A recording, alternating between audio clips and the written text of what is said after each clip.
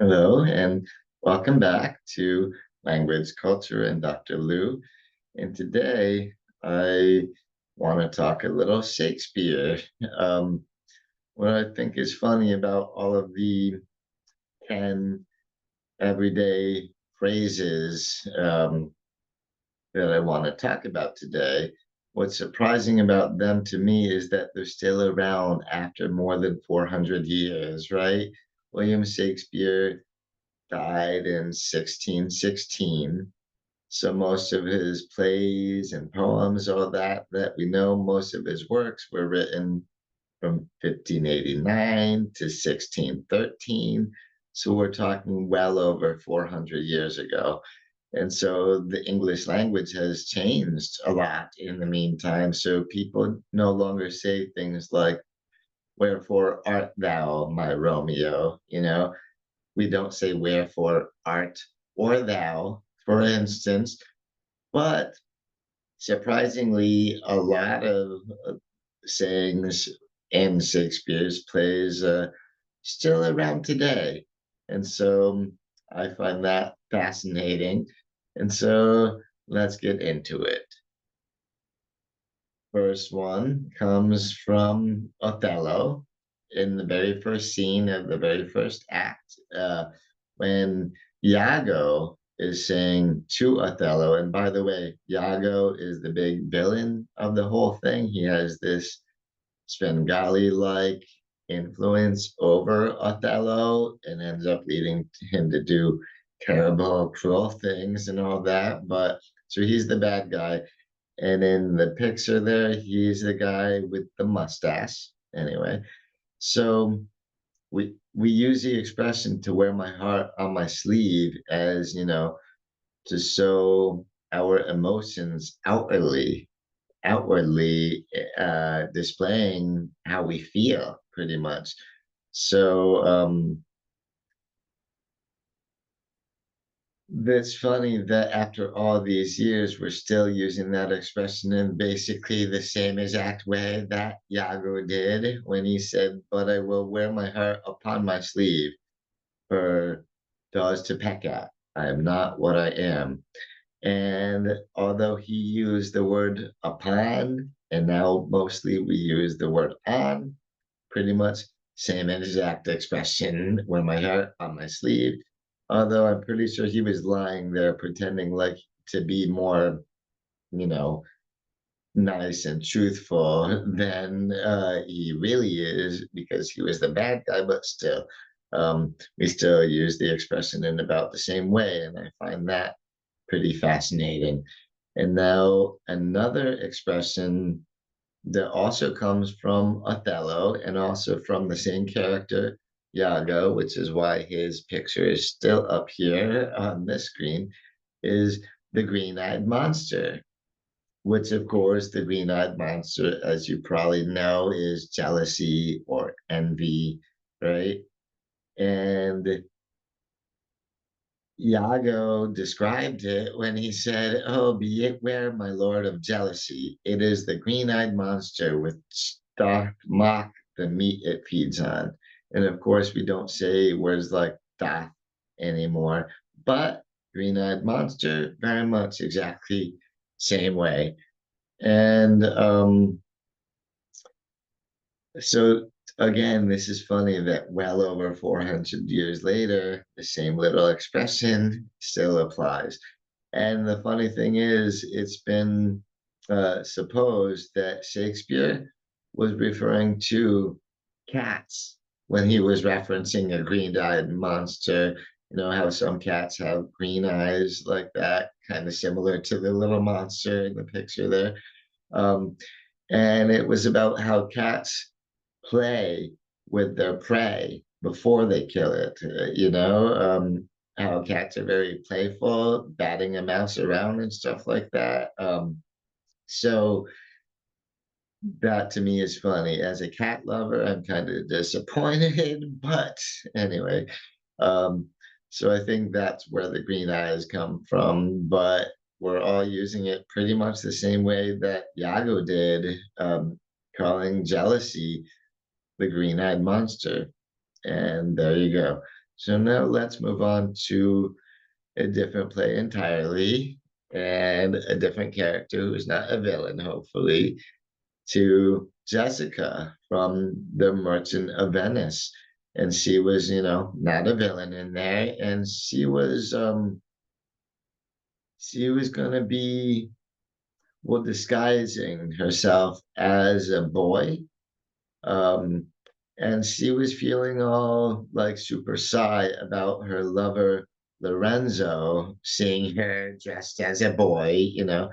And so she was thinking how silly of a thing this was for her to do. And she said, but love is blind, and lovers cannot see the pretty follies that themselves commit. So she's talking about how when we're falling in love, we end up doing silly things, sometimes not even very rational things, um, because we're blinded by love, pretty much. And so that is funny that this saying still exists to this day, so many years later, so many centuries later, in fact. And yeah, and it reminds me of an expression I did talked about in a former video in Italian. There's an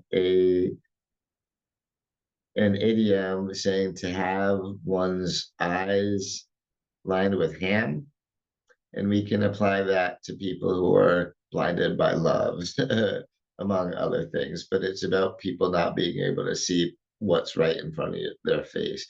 And that's also something we get from Love is Blind, because we might even ignore all the bad things we see, all the faults we see in the person that we're falling for, because we're just so smitten with them. So, still, Love is Blind being used about the same way that Jessica did in The Merchant of Venice more than 400 years ago. And so, let's move on to a different play by Shakespeare and salad days. Now, this for me is not an expression that I use personally, but what it does mean is we're talking about somebody's youth or their heyday.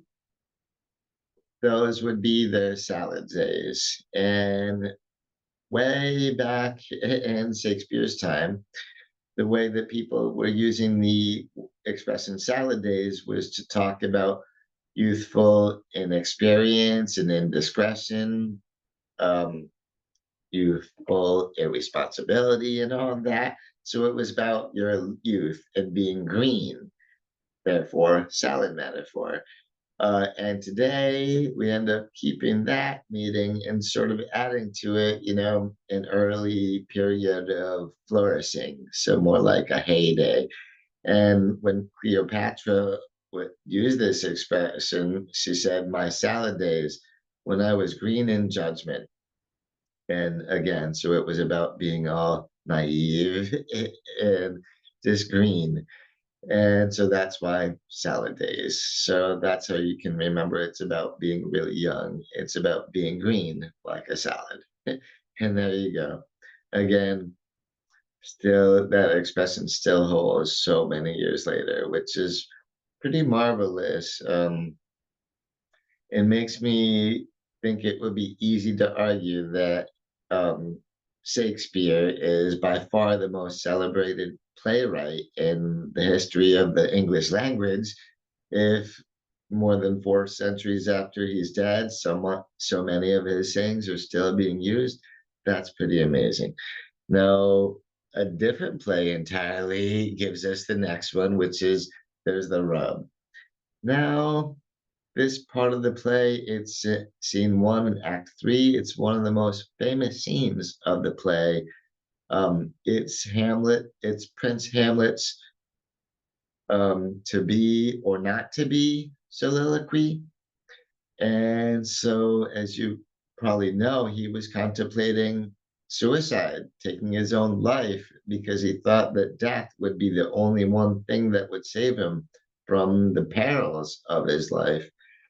And then the expression "there's the rub" comes in, which of course we use the expression "there's the rub" to mean that's the problem, or and and that's the problem, as in we're identifying where a problem lies. And for him, he said, "Aye, there's the rub." When he was thinking about committing suicide, and then was worried, but what if dead people still dream?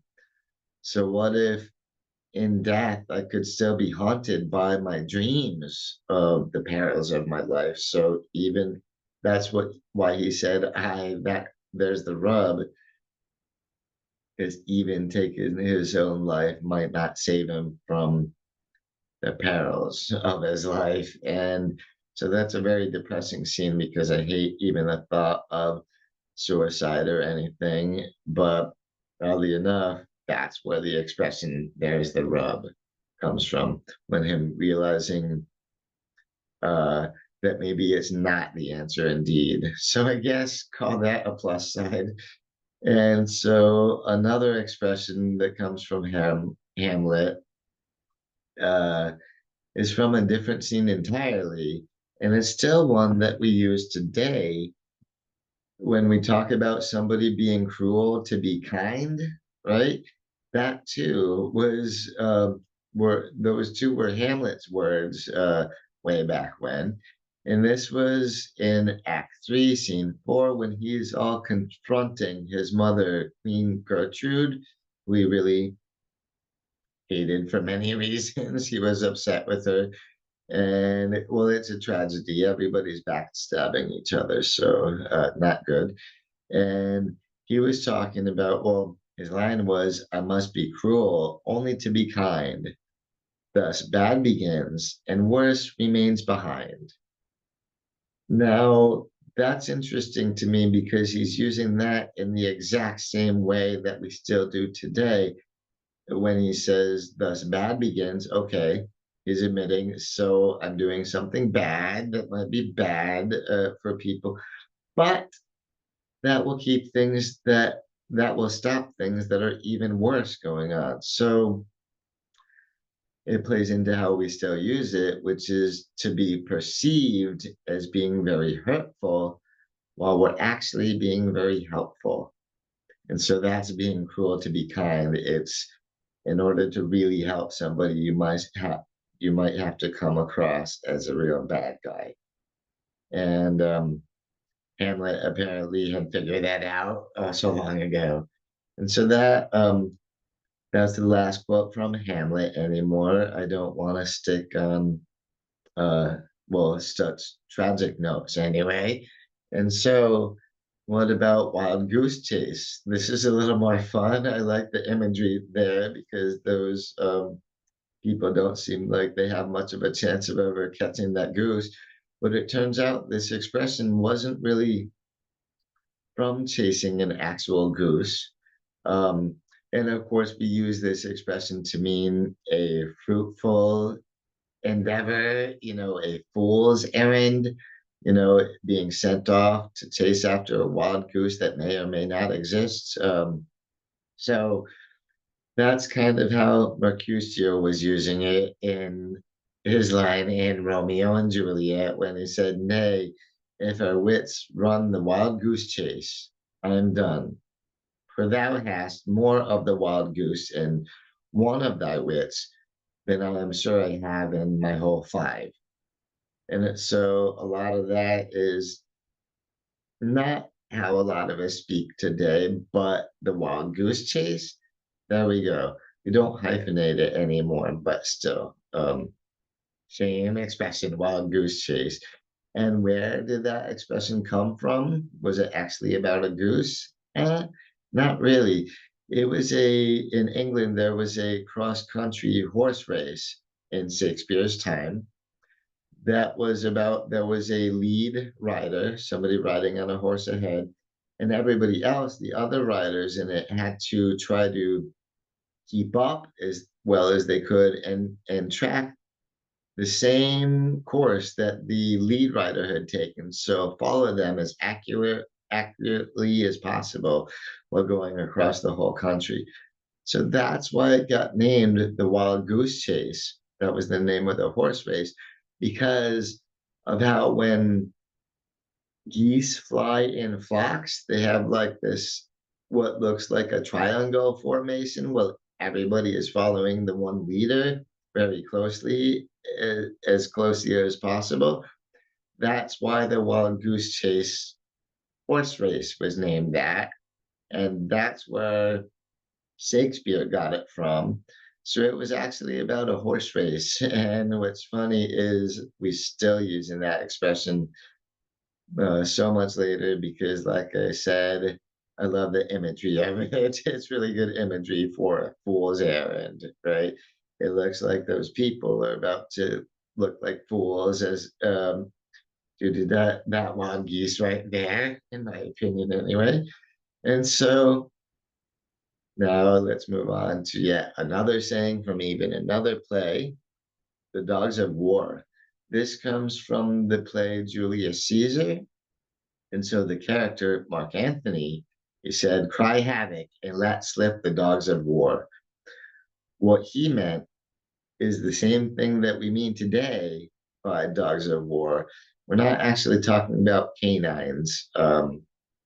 We're talking about the perils and terrors and horrors of war.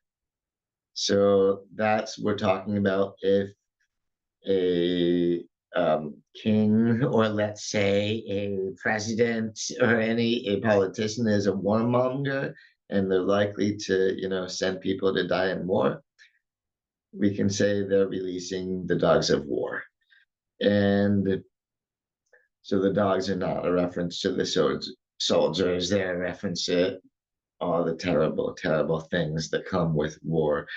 And this surprised me when I found out that this went all the way back to Shakespeare because it sounds a little more modern to me, but hey, guess not. I guess it was way back from Mark Antony in the play Julius Caesar. And so I guess let's move on to another interesting saying that we still say today is from The Tempest. And this too is funny because they're saying, oh, in a pickle, even way back then. See, I wasn't even aware that pickles even existed that many hundreds of years ago, but hey, brining has existed forever, so why not? So the lines where in a pickle come from is when this one of the characters, Trinculo, he's going to see King Alonso, and he is drunk at the time and he's a total mess, all disheveled and whatnot. And so that's why King Alonso asked him, how camest thou in this pickle? And then Trinculo replies, I have been in such a pickle since I saw you last. And so they're using the word pickle same way that we're doing now, which is a big jam, a big problem. I'm in a pickle. Oh, I've got a huge problem. I'm really in a jam. And that's pretty much what Trinculo was expressing to King Alonso. And this, of course, was all the way in Acts 5. So let's go back and see. I agree with him when he said he was in a pickle because he was having quite a hard time for quite a while before that scene in the Tempest. And that brings us yet another saying that comes from Shakespeare that we still use, and it's strange bedfellows. So this was way back in Act 2, a couple of acts earlier than the last quote that we saw. Still, Trinculo, he was sort of a mess because he was trying to, well, that's a picture of him. He is the one on his knees in the picture there. He was trying to seek shelter from a storm, from a bad storm, from a rainstorm, and he was doing that under the cloak of a creature that he didn't really trust because he didn't really understand. Like he was wondering, is this a man or is this a fish? I don't know what kind of creature you would have to be to for someone not to be able to tell you if you're a man or a fish. But what it was he did not trust this creature. He thought, weird alliance. This is a super weird alliance. And that's how we still use it today in unlikely pairing or a super unlikely alliance. That's strange bedfellows for you. And so what Tranquillo said was misery acquaints a man with strange bedfellows. So, right, terrible circumstances drive you to desperate things. Pretty much that's what I get out of that line. And so, strange bedfellows, these are just super unlikely alliances between people. People you're not thinking should be hanging out together. I would be anyway. And and what that brings to mind to me are very unlikely animal friendships, right? See the little fawn, the baby deer there, the little Bambi making friends with the dog. That is adorable. And it's nice that the dog is not trying to hunt it or anything. He's making friends right back. And what the heck is that little monkey doing on the back of a wild cat, right? Scary, but strange bedfellows. Anyway, so there you go. That was my list of 10 interesting everyday expressions that actually come from Shakespeare. And so please do give this video a thumbs up and make sure that you're subscribed to the channel, especially if you feel that you got anything out of today's video. And I always appreciate everybody who sticks around and watches my video until the end. So thank you very much for doing that. Really appreciate it. And guess what?